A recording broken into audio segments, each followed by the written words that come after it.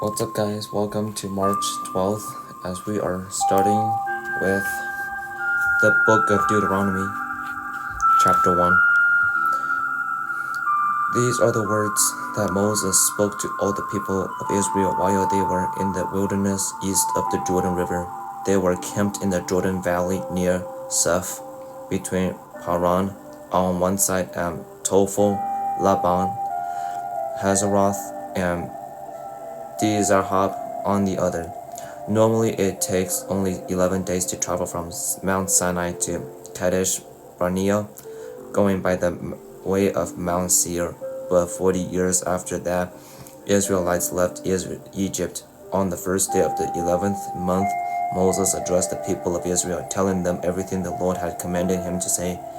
This took place after he had defeated King Sihon of the Amorites, who ruled in Heshbon, and Idri had defeated King Og of Bashan, who ruled in Ashtaroth. While the Israelites were in the land of Moab, east of the Jordan River, Moses carefully explained the Lord's instructions as follows. When we were at Mount Sinai, the Lord our God said to us, "You have stayed at this mountain long enough. It is time to break camp and move on. Go to the hill country of the Amorites and to all the neighboring regions, the Jordan Valley, the hill country, the western foothills, the Negev, and the coastal plains. Go to the land of the Canaanites and to Lebanon and all the way to the great Euphrates River. Look, I am giving all this land to you. Go in and occupy it, for it is a land the Lord swore to give to your ancestors Abraham, Isaac, and Jacob, to all their descendants."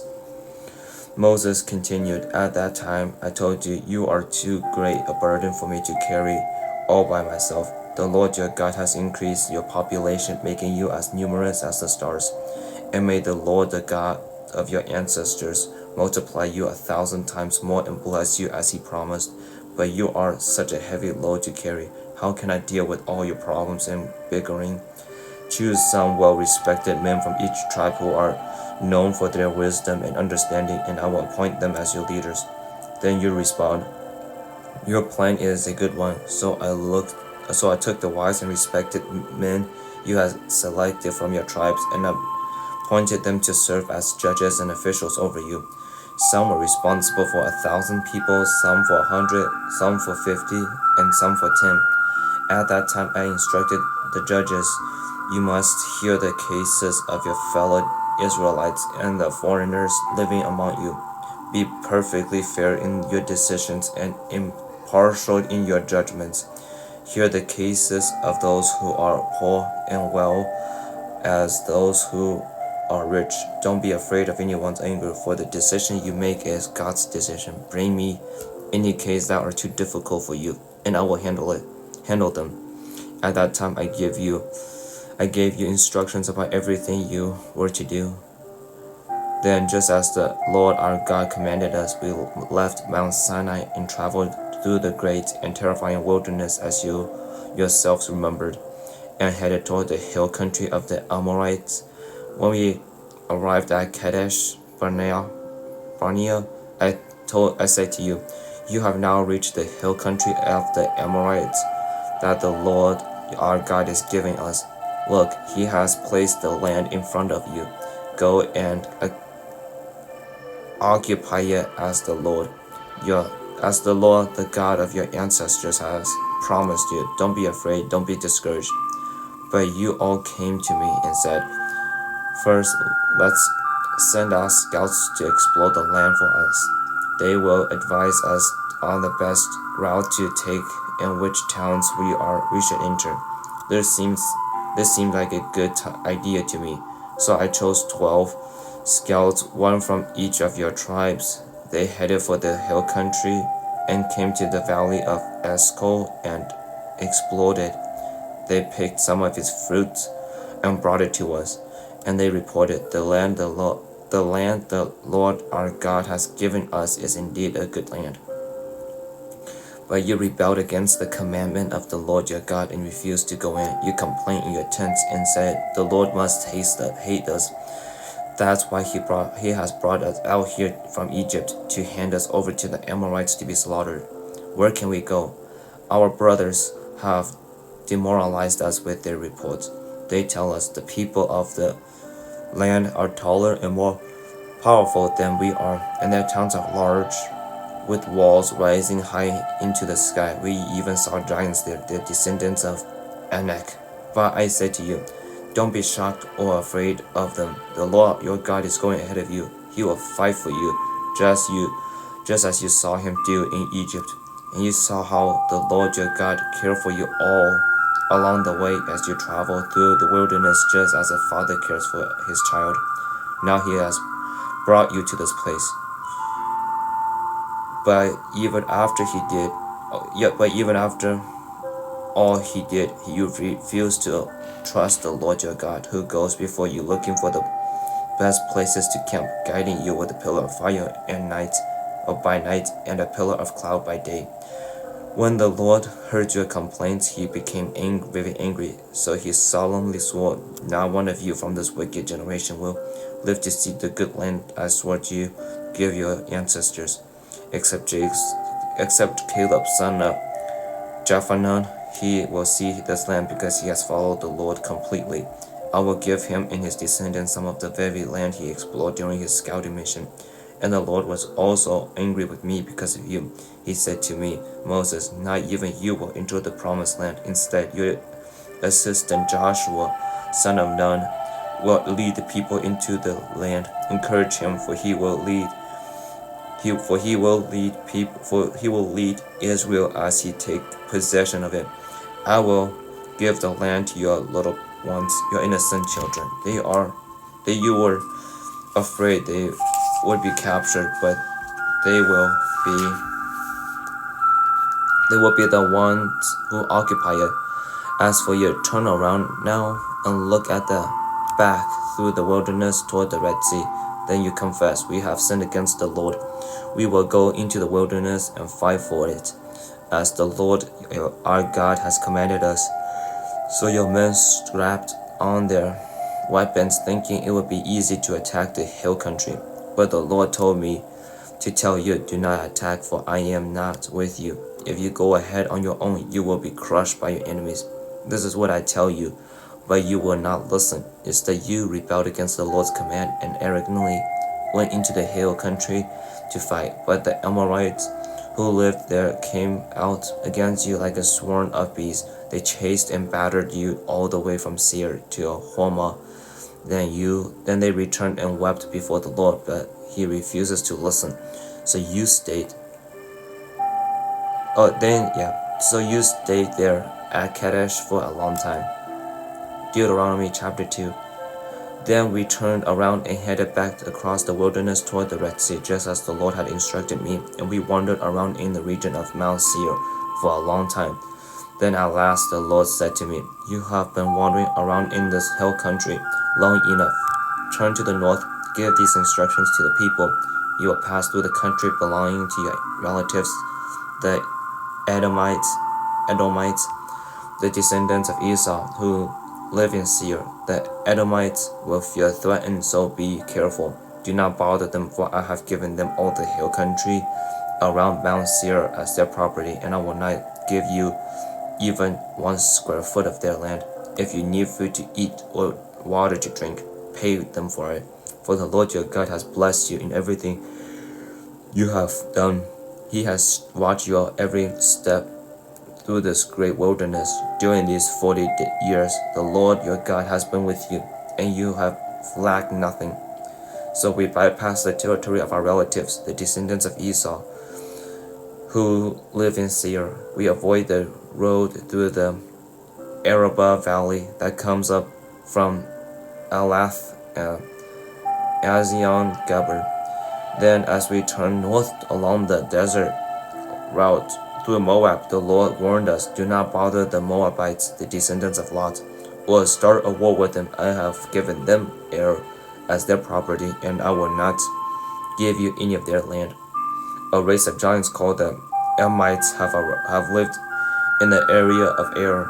They were as strong and numerous and tall as the Anakites, another race of giants. Both the Amorites and the Anakites are known as the Rephaites. Through the Moabites called them Amorites. In early times the Horites have lived in Seir, but they were driven out and displaced by the descendants of Esau, just as Israel drove out the people of Canaan when the Lord gave Israel their land. Moses continued, Then the Lord said, Get moving, cross the Zer brook. So we crossed the brook. 38 years passed from the time we first left Kadesh Barnea, but until we finally crossed the Zered brook. By then all the men old enough to fight in the battle had died in the wilderness, as the Lord had vowed would happen. The Lord struck them down until they all been eliminated from the community. When all the men of fighting age had died, the Lord said to me, Today you will cross the border of Moab at Ar, and enter the land of the Ammonites, the descendants of Lot. But do not bother them or start a war with them. I have given the land of Ammon to them as their property, and I will not give you any of their land. This area was once considered the land of the Rephaites who had lived there, through the Ammonites called them Zemarites. They were also as strong and numerous and tall as the Anakites, but the Lord destroyed them so the Ammonites could occupy their land. He had done the same for the descendants of Esau who lived in Seir, for he destroyed the Horites so they could settle there in their place. The descendants of Esau live there to this day. A similar thing happened when the Caphartites from Crete invaded and destroyed the Avites who had lived in the villages of the area of Gaza. Moses continued, Then the Lord said, Now get moving, crush the Arnon Gorge. Look, I will hand you over to Sihon the Amorite, king of Heshbon, and I will give you his land. Attack him and begin to occupy the land. Beginning today, I will make people throughout the earth terrified because of you. When they hear reports about you, they will tremble with dread and fear. Moses continued, From the wilderness of Kedemoth, I sent ambassadors to King Sihon of Heshbon with this proposal of peace. Let us travel through your land. We will stay on the main road and won't turn off into the fields on either side. Send us food to eat and water to drink, and we will pay for it.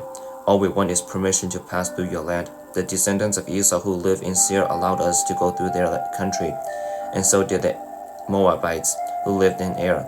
That is, through until we crossed the Jordan into the land the Lord our God is giving us. But King Sihon of Heshbon refused to allow us to pass through because the Lord your God made Sihon stubborn and defiant, so he could help you defeat him, as he has now done. Then the Lord said to me, Look, I have begun to hand King Sihon and his land over to you. Begin now to conquer and occupy his land. Then King Sihon declared war on us and mobilized his forces at Jahaz. But the Lord our God handed him over to us, and we crushed him, his sons, and all his people. We conquered all his towns and completely destroyed everyone, men, women, and children. Not a single person was spared. We took all the livestock as plunder for ourselves, along with anything of value from the towns we ransacked. The Lord our God also helped us conquer Ar of the edge of the Arnold Gorge, and the town in the gorge, and the whole area as far as Galilee. No town had walls too strong for us. However, we avoid the land of Ammonites all along the Jabbok River and the towns in the hill country, all the places the Lord our God had commanded us to leave alone. Deuteronomy chapter 3. Next, we turned and headed for the land of Bashan. where King Og and his entire army attacked us at Uri. But the Lord told me, Do not be afraid of him, for I have given you victory over Og and his entire army, and I will give you all his land. Treat him just as you treat King Sihon of the Amorites, who ruled in Heshbon. So the Lord our God handed King Og and all his people over to us, and we killed them all. Not a single person survived. We conquered all 60 of his towns, the entire Agab region in his kingdom of Heshbon. Not a single town barred gates. We also took many unwalled villages at the same time. We completely destroyed the kingdom of Bashan, just as we have destroyed King Sihon of Heshbon. We destroyed all the people in every town we conquered, men, women, and children alike. But we kept all the livestock for ourselves and took plunder from all the towns. So we took the land of the two Amorite kings east of the Jordan River, all the way from the Arnon Gorge to Mount Hormon. Mount Hormon is called Sarion by the Sidonians, and the Amorites called it Senir. We had now conquered all the cities of the plateau and all Gilead and Bashan, as far as the town of Salek and Ildri, which were part of Og's kingdom in Bashan. King Og of Bashan was the last survivor of the giant Rephaites. His bed was made of iron and was more than 13 feet long and 6 feet wide. It can be also seen in the Ammonite city of Rabbah. Then we took possession of this land. I gave the tribes of Reuben and Gad the territory beyond Aroer along the Arnon Gorge, plus half of the hill country of Gilead with its towns. Then I gave the rest of Gilead and all of Bashan, Og's former kingdom, to the half-tribe of Manasseh. The entire Argob region of Bashan used to be known as the land of the Rephaites. Jared, a leader from the tribe of Manasseh, conquered the whole Argob region in Bashan all the way to the border of the Geshurites and Maacathites. Jared renamed his region after himself, calling the towns of Jared, as it is still known today. I gave Gilead to the clans of Machir, but I also gave part of Gilead to the tribe of Reuben and Gad. The area I gave them extended from the middle of the Arnon Gorge in the south to the Jabbok River on the Amorite frontier. They also received the Jordan Valley all the way from the Sea of Galilee down to the Dead Sea, with the Jordan River serving as the western boundary. To the east over the slopes of Pisgah. At that time I gave this command to the tribes that would live east of the Jordan. Although the Lord your God has given you this land as your property, all your fighting men must cross the Jordan ahead of you, Israelite relatives, armed and ready to assist them. Your wives, children, and numerous livestock, however, may stay behind in the towns I have given you, where the Lord has given security to the rest of the Israelites, as he has to you. And when they occupy the land the Lord your God is giving them across the Jordan River, then you may all return here to the land I have given you. And so that's the end for the book of Deuteronomy. For today, obviously, there's a lot more, but I'm actually liking Deuteronomy so far. The first part I want to point out is that stood out, that really spoke to me was let's just see where it talks about, may take a little while, but okay. So verse 15 of chapter 1, where it says, So I took the wise and respected men you have selected from your tribes, and appointed them to serve as judges and officials over you. Some were responsible for 1,000 people, some for 100, some for 50, and some for 10. That part really stood out to me because uh, one of my last wishes of high school, I wanted to be part of a Bible club that is brave, like brave, filled with brave people, brave, who are willing to go out and share the gospel to people around the school. But not only that, but like having the heart posture of like wanting to like learn together the words of God. But yeah, the reason why that stood out to me because it's like sometimes I want more than just the people that we have. I sometimes I just really want a lot more people, and I feel like God is like telling me like, David, you don't need that many people to start a club. First of all, and second of all, it's not about numbers; it's about qualities. He said, I feel like God is telling me like He would rather have quality, like good, faithful servants, people who wants to learn about God, over how many followers, how many people could be in the club and things. And so like for me, it's like this is something I want to kind of encourage all of us. It's like even if if God gives us 10 people that we are supposed to be responsible, maybe take that responsibility with pride. Maybe not like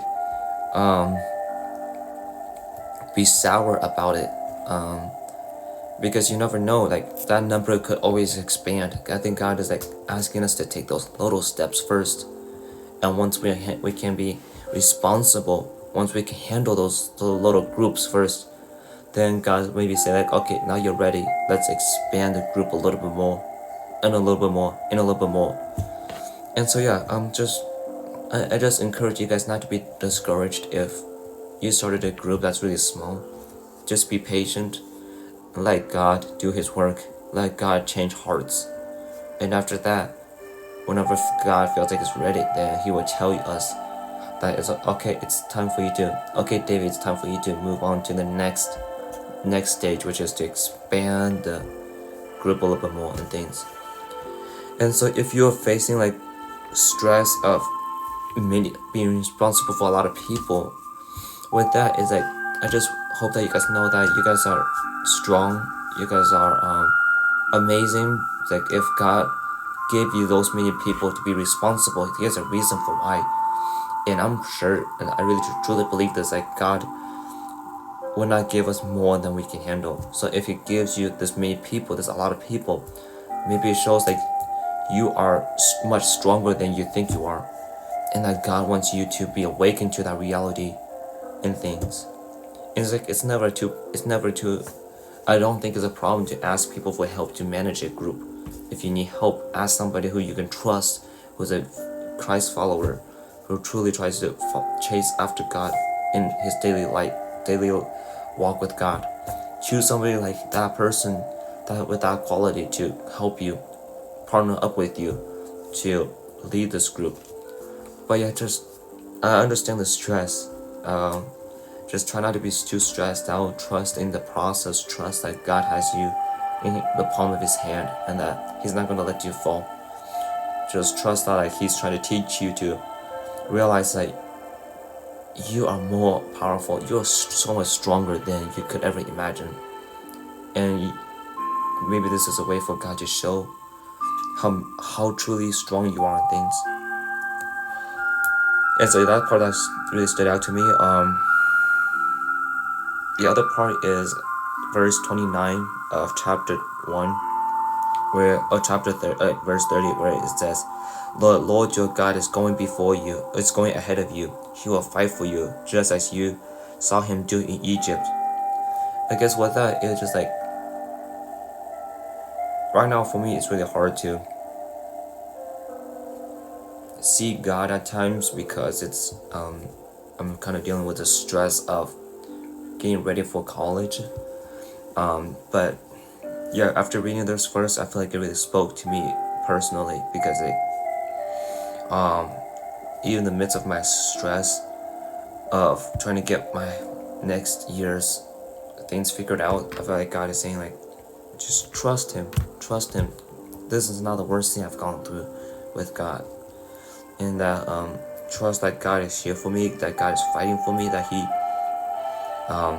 He will work everything out if I just put my trust in Him, and I don't let the money situation get out the best of me, or get the stress of scheduling when I should leave for college and all that stuff.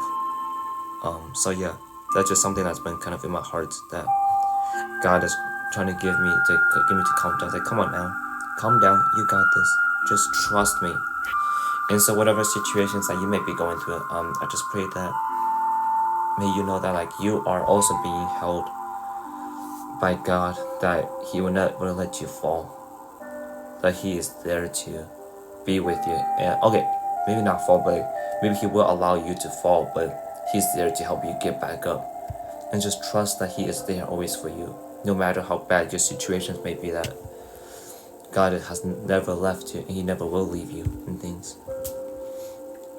And this is a great metaphor to who God is, or like a simile, I guess, in verse 31, where it says, and you saw how the Lord your God cared for you all along the way as you traveled through the wilderness, as a father cares for his child. I guess it's like with that, it just shows like the fatherly love that God has for His people. A true father really cares about his child. He will do anything to protect his child, and that's who God is. He's there. He always wants to protect us, but He's not gonna force us into things that we don't want to do. He wants us to learn, like, yes, if I decide to take this path, He will let me do it, and something negative may have happened, and it's like making a realization for me. It's like, okay, this is why I need to trust God, so these things may not happen again. So sometimes falling is not always a bad thing. Falling is a way to learn. Your lesson learned that like you needed God more than you think you do, and things. So, yeah. Chapter 1 shows a really great picture. Of God being with us in the midst of our struggles, being there for us, never leaving us, and like all He asks is that we trust Him, which can be hard sometimes. I'm not gonna deny that, but yeah.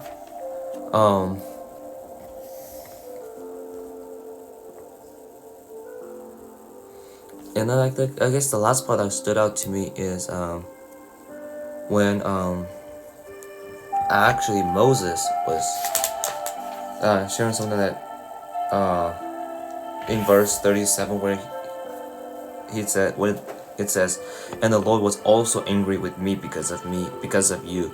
He said to me, Moses, not even you will enter the promised land. It's like with that, it's like that is something that's very vulnerable for a leader to say. And I feel like that's what makes somebody a great leader, a great pastor, is somebody who's willing to connect with people on a personal level by showing his own authenticity. He does not just judge from a place of from a higher place. He comes down and say like, I messed up too, and this is how I messed up, but even though I messed up, God helped me through these situations. And so with Moses, something I really like about him is like, he has all the right to just point out all the people's issues, and not really point out to his own, because he only had one issue, while the Israelites have numerous amount of issues. But the fact that he was still humble enough to say, guys, I am not perfect. I've done this thing, and now God is punishing me for my actions. And it also shows like God's faith, like God's justice, His fairness. It's like God could have said, okay, Moses, you disobeyed me once, I'll let that slide since you've been faithful servants. While the other Israelite people, like, they're being more ignorant and stubborn towards me. But God is like, is true to His words. It's like, whoever does not obey Him will be punished. And God does not show favoritism. And it's like, yeah, it's like Moses, it's like God could have all the right to say like, Moses, you could go on past through, you've been faithful. But the fact that God didn't show is like, God is true to his words. He does not hold anybody to be greater than another person, which is something I really do admire about God. It's like, no matter how bad our mistakes are, if we make a mistake, we're gonna get punished for it. I'm not saying that God enjoys punishing people, because obviously God hates punishing people, but he wants to be true to his words of being just. It will not be just for some people to get punished while others are being saved from it because they happen to be more faithful towards God and things. But yeah, I guess other than that, it's just like the Jordan River is like a symbolism to kind of that last stretch of obstacles before you are able to reach your goals, and how like sometimes that last obstacles could take us 40 years 40 years to cross, 40 years to be able to conquer. I feel like it's like for humans in modern times, like our pride gets in the way of doing the will of God. Our fear of people gets in the way of doing God's will. Our social status, money obviously is another issue, social media another issue, but there's like a lot of issues. And so I just pray that like whatever you may be facing right now, that may God be with you and fight with you to overcome these obstacles, so that you may reap the benefits of all your hard, faithful work that God has, that you have done for God. And that may just maybe simply be a peace that you feel within your heart. The joy you feel in your heart when you serve God, those are rewards. I see them as rewards. I don't expect God, like I said in my previous videos, I don't need God to give me a new house, give me a new car for me to notice his kindness towards me. I could see God's reward through the actions of other people's kindness, through the inner peace I feel at many times in things. So yeah, like I said, this is actually a good way for me to start off Deuteronomy, as I'm actually like a week and a half maybe before, like I'm almost done with third quarter, with my last quarter of high school to go. And like this is where it really gets emotionally nerve-wracking for me. So yeah, if you guys have any time to spare, just I would really appreciate you guys praying for me to for like more of a stable emotional state, help me to embrace all the blessings that God has given me throughout this last quarter of high school, and help me to cherish these good memories, even though it's going to be painful to let them go and things. So may you guys go and walk with God.